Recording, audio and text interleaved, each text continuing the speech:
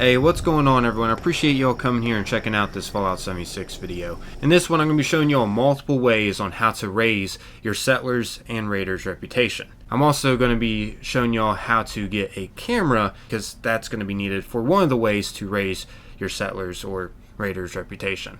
It's definitely handy to get that. I'm not going to be covering all of the rewards that you get for maxing out the settlers and raiders reputation. I will say it's definitely worth it to get the settlers and raiders reputation maxed out though. You get some really good things once you do max it out. Such as, for one example, with the raider side, you can get the cremator and all of its mods if you might have missed that amazing heavy weapon in a previous season. Or, for another example, on the settler side, you can purchase different allies that you might have missed from previous seasons. Pretty awesome. Actually, typically Bethesda adds things from previous seasons into either the raiders or settlers gold bullion loot pool if it's really valuable. So yeah, before I get into this, I also just want to leave a reminder here in the beginning. Consider leaving a like on this video to help get this passed around to even more Fallout 76 players, so this could also help them max their reputation. So to start this off, in case you don't know, the lowest reputation status is hostile, and then it goes to cautious, neutral, cooperative, friendly, neighborly, and after neighborly is ally, which is the highest reputation status you can get. This is max. Because you don't know how to check your reputation status with the settlers and raiders, all you gotta do is pull up the social menu and then go above the public teams and where your friends list is located at and whatnot. As you can see, it states what your reputation status is at. On this profile, I'm currently neighborly with the raiders and neighborly with the settlers, which is right before maxing the reputation status. After neighborly is max reputation, and it takes a while to officially max, I will say. Speaking of working on your reputation, there's a daily that you can do over at the White Spring Resort that can help either your settlers or raiders reputation, depending on which faction you give the stew that you make to. Keep in mind, you can just teleport right inside the White Spring Resort too, if you've already been in there before. I recommend coming in here each day and doing this daily to help your reputation. It's really easy too. All you gotta do once you're in the White Spring Resort is go talk to the chef that's located over here, and this will start up the refuge daily called Recipe for Success.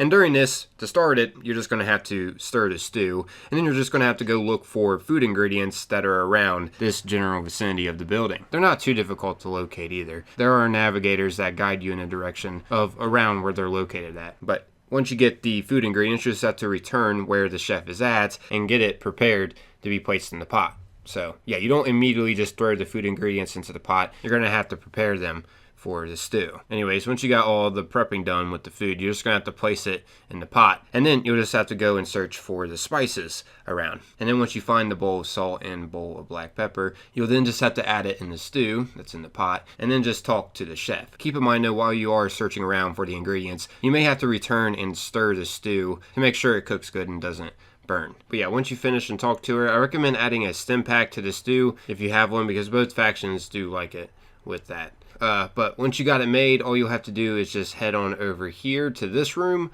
and you will find a lady sitting down, which this is the settler side, and the guy standing over at the bar is for the raiders. So if you give the stew to the raiders, you're going to get raider reputation, and if you give the stew to the settler side, you're going to get settler reputation. Definitely convenient to know about. Helps you get more reputation experience each day. I will mention also, if you did add a stim pack within the stew, you'll receive the restorative Vention and Tato stew, and as you can see, what it does is it restores health with an initial burst, and it increases your health regeneration for 30 minutes. So yeah, it's pretty nice. Some other ways to increase your settler and raider reputation is to make sure you do not miss the events Eviction Notice and Moonshine Jamboree that come up in your server. These events are very beneficial, and they give you reputation for either the settlers or raiders, depending on which event you're doing. If you do the Eviction Notice event, you'll get settler reputation, and if you complete the Moonshine Jamboree event, you'll get raider reputation. So yeah, try not to miss out on these. I will mention it's also good to know, once the Eviction Notice event pops up in your server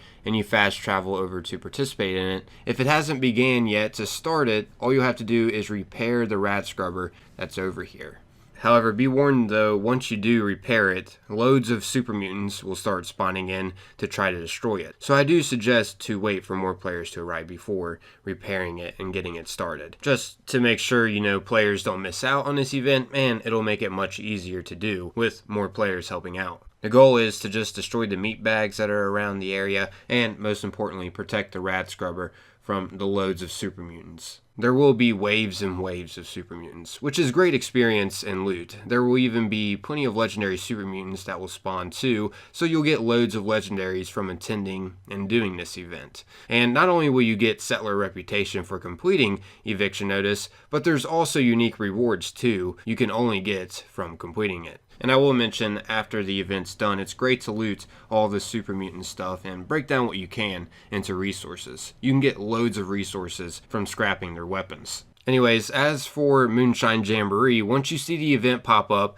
you'll have to head over to Sunday Brothers' cabin and talk to Moonshiner Ned in the cabin to start up the event. I do recommend, just like Eviction Notice, to wait for players to show up just to make sure players don't miss out on the event. And, it does make the event easier with more players helping out. Once the Moonshine Jamboree starts, you'll have to light the Jamboree fire, and then you'll have to defend the stills from loads of gulpers and ghouls, even some fog crawlers too. You also have to collect acidic gulper venom and deliver them to the tub inside the cabin.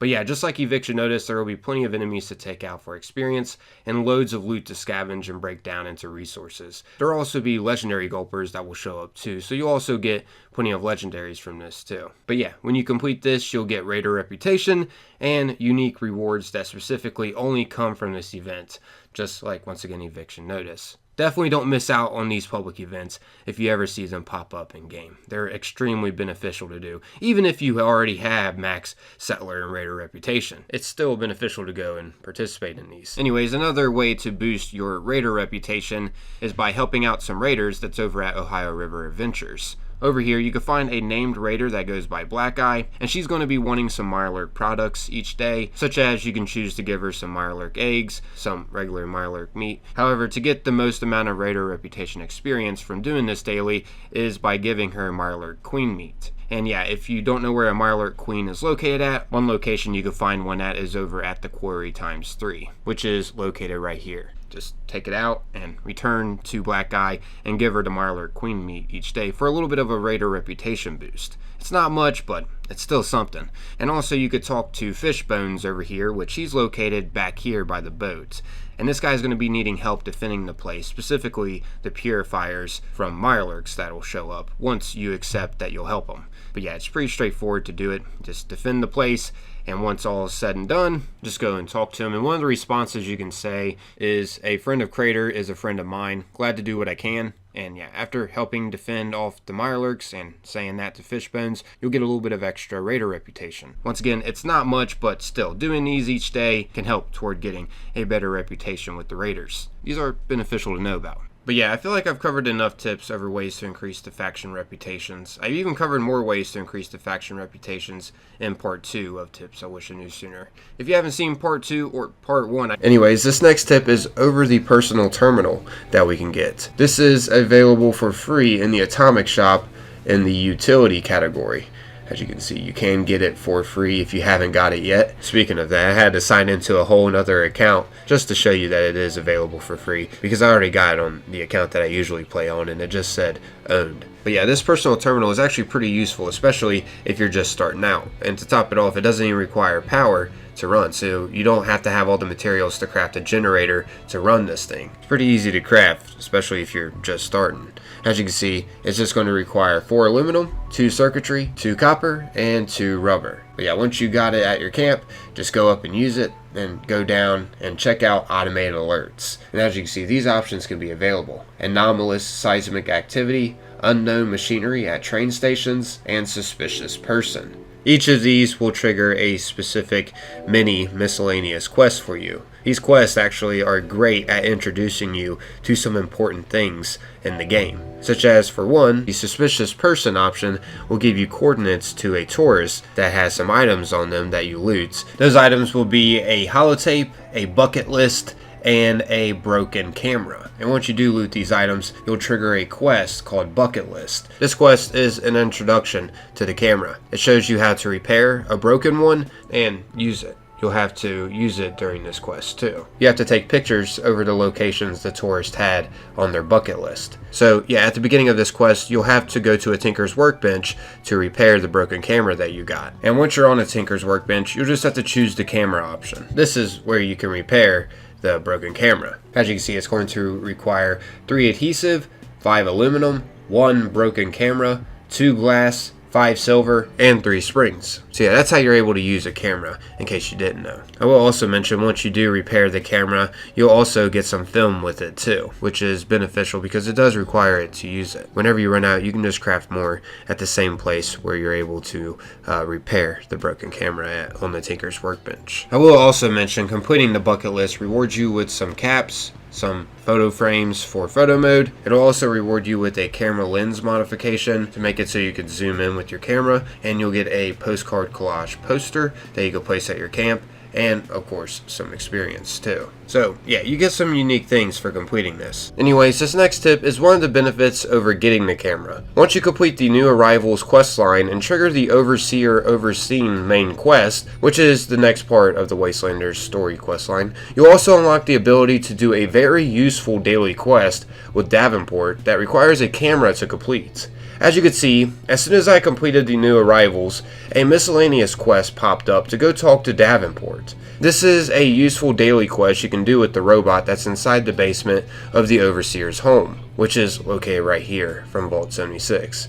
Davenport will want us to go take pictures of either the crater or Foundation for intel. The convenient thing about doing this is that you can gain faction reputation with either the raiders or settlers, depending on which place you decide to get pictures of. For example, I just took pictures around the crater, and now I have a choice to return these to Davenport or show these to Ward to get faction reputation experience. I gotta say, it's definitely worth it to show the faction because, as some of you may know, it takes a very long time to get max reputation with the settlers and raiders. So doing this for some extra faction reputation each day will definitely help the process of getting to max. This is a great benefit to know about that you can do if you take the time to get the camera. Anyways, afterwards, once you do get the faction reputation experience, be sure to return to Davenport to fully complete this daily quest so you can repeat it the next day for more faction reputation.